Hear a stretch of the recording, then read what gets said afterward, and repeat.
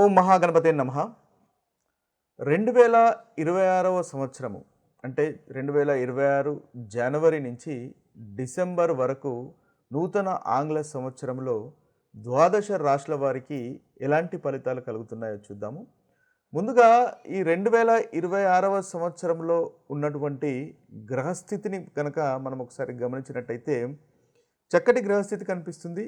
ముఖ్యంగా మనకి గురువు మనము ఏదైతే సంవత్సరం పొడుగున ఫలితాలను చూస్తున్నాం కాబట్టి దీర్ఘకాలికంగా మనకు సంచారం చేసేటటువంటి గ్రహాలను కనుక చూసినట్టయితే గురువు, శని, రాహువు, కేతువు ఈ 4 గ్రహాల యొక్క సంచారాన్ని మనం పరిగణలోకి తీసుకొని ఈ ఫలితాలు ఏ విధంగా ఉంటాయి ఈ సంవత్సరము ప్రతి రాశి వారికి అనేది చూద్దాము.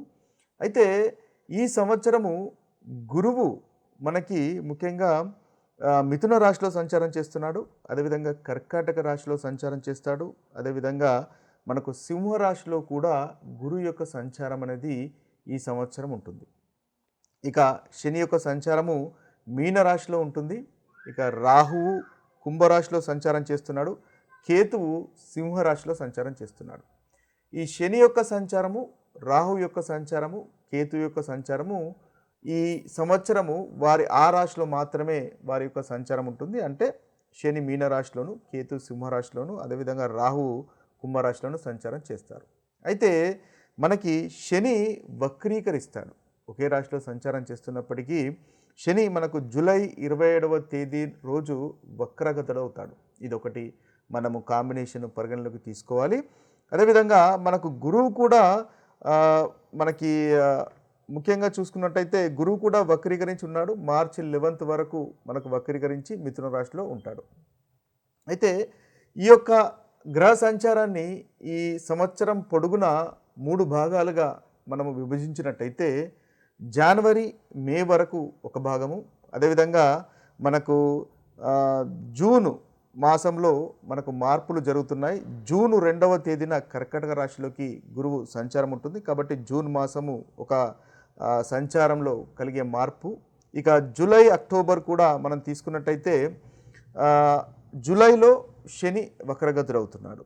ఇక అక్టోబర్ 31వ తేదీ గురువు మనకు సింహరాశిలో సంచారం చేస్తున్నాడు. అంటే మనకి అక్టోబర్ తర్వాత నుంచి అదేవిధంగా జనవరి, మే వరకు, జూను, తర్వాత జూలై నుంచి అక్టోబర్ వరకు ఇలా మనం విభజించుకుంటూ మనము ద్వాదశ రాశుల యొక్క ఫలితాలు ఈ సంవత్సరము ఏ విధంగా ఉంటాయో చూద్దాము.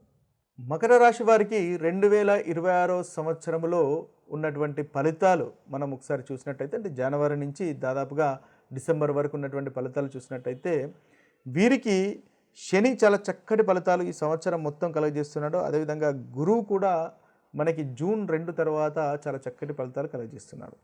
ఇక చూసినట్టయితే రాహు 2వ స్థానంలో, అదేవిధంగా కేతు 8వ స్థానంలో సంచారం చేస్తున్నాడు.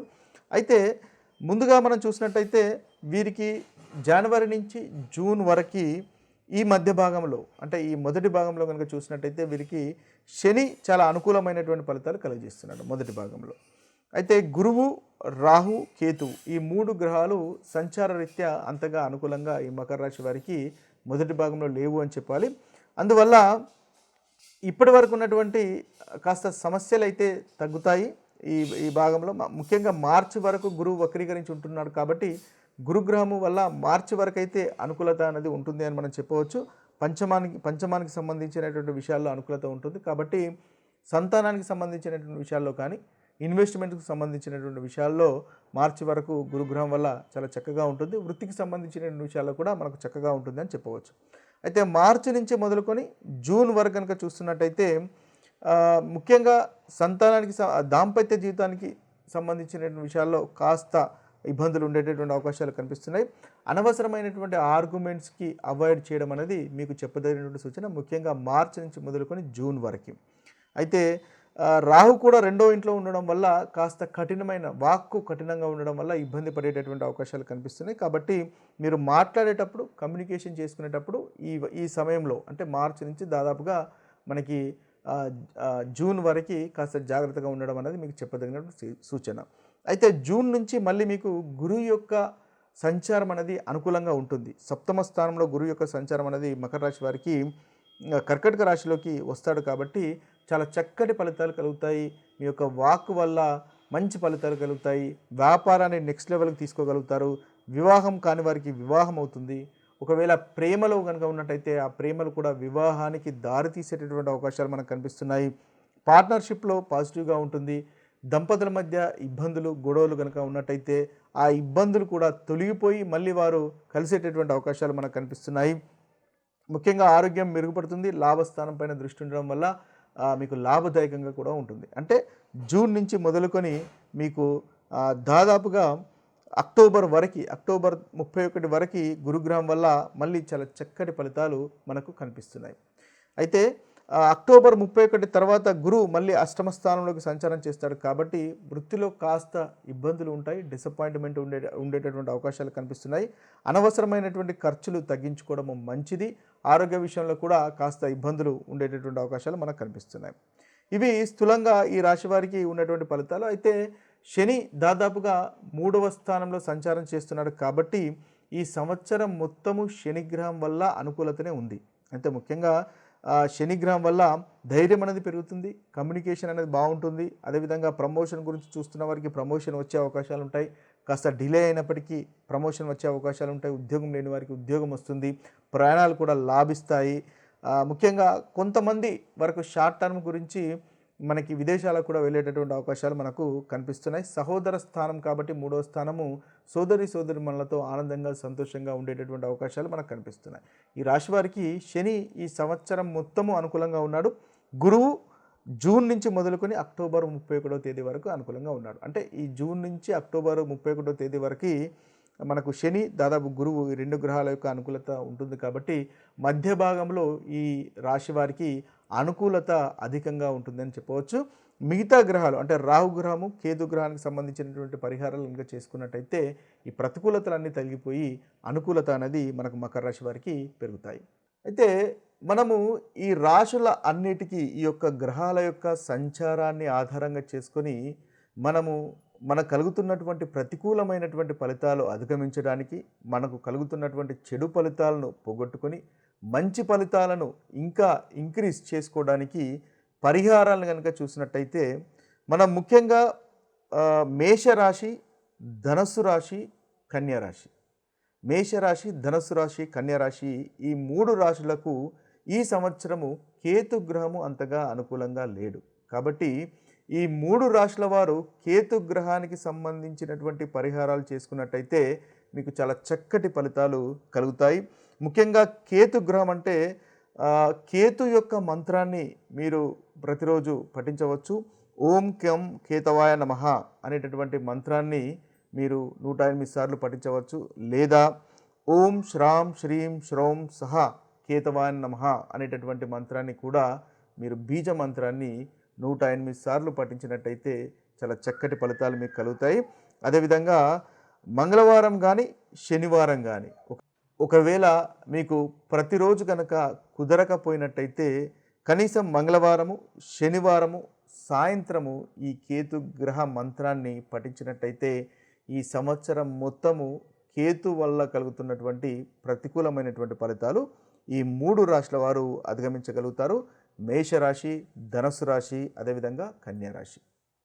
ఇక మిగతా రాశులు కనుక చూసినట్టయితే వృషభ రాశి, కర్కాటక రాశి, మకర రాశి, తులారాశి, మిథున రాశి. ఈ యొక్క 5 రాశుల వారు రాహు కేతువుల యొక్క మంత్రాన్ని పఠించినట్టయితే వీరికి చక్కటి ఫలితాలు కలుగుతాయి. అంటే ఈ సంవత్సరంలో ఈ రాశుల వారు రాహు యొక్క గ్రహానికి సంబంధించినటువంటి పరిహారాలు చేసుకోవాలి. అదేవిధంగా కేతుకు సంబంధించినటువంటి పరిహారాలు కూడా చేసుకోవాలి. అంటే ఈ 2 గ్రహాలు ఈ రాశుల వారికి అంతగా అనుకూలంగా లేవు. ముఖ్యంగా వృషభ రాశి వారికి, కర్కాటక రాశి వారికి, మకర రాశి వారికి, తులారాశి వారికి, మిథున రాశి వారికి. అయితే వీరు ముందుగా మనము చెప్పుకున్నట్టుగా కేతు మంత్రాన్ని, కేతు బీజ మంత్రాన్ని 108 సార్లు మంగళవారం కానీ శనివారం కానీ పఠించండి. ఓం శ్రాం శ్రీం శ్రౌం సహ కేతవే నమః అనేటటువంటి మంత్రాన్ని పఠించినట్టయితే చక్కటి ఫలితాలు కలుగుతాయి. అదేవిధంగా ఈ రాశుల వారు ఈ సంవత్సరం పొడుగున గణపతిని ఆరాధించినట్టయితే ఈ కేతు గ్రహం వల్ల కలుగుతున్నటువంటి ప్రతికూలమైనటువంటి ఫలితాలు తొలగిపోయి అనుకూలమైనటువంటి ఫలితాలు కలుగుతాయి. అదేవిధంగా శివుడికి అభిషేకం చేసినా కూడా మనకు ఈ రాశి వారికి చక్కటి ఫలితాలు కలుగుతాయి. అయితే ఈ కేతు గ్రహంతో పాటుగా మనము రాహుగ్రహానికి సంబంధించినటువంటి పరిహారాలు కూడా చేసుకోవాలి. ముఖ్యంగా రాహుగ్రహం అంటే దుర్గామాతను గనుక ఈ రాశుల వారు ఈ సంవత్సరం ఆరాధించినట్టయితే చక్కటి ఫలితాలు కలుగుతాయి. అనుకున్నటువంటి మీకు పనులు నెరవేరుతాయి.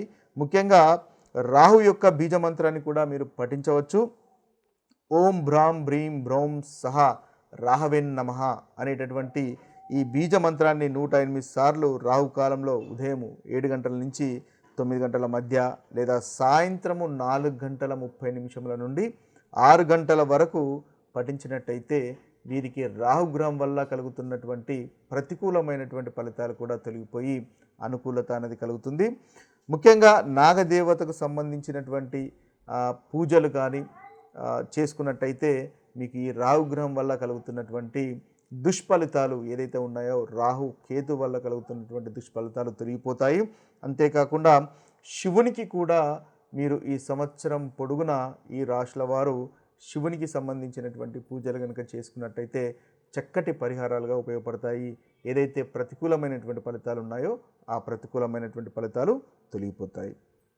ఇక మనం చూసినట్టయితే సింహరాశి, వృశ్చిక రాశి, కుంభరాశి, మీనరాశి ఈ మిగిలిన 4 రాశులు సింహరాశి, వృశ్చిక రాశి, అదేవిధంగా కుంభరాశి, మీనరాశి ఈ 4 రాశుల వారు మాత్రము రాహువు, కేతువు, శని ఈ 3 గ్రహాల యొక్క పరిహారాలు చేసుకోవాల్సినటువంటి అవసరం ఉంటుంది.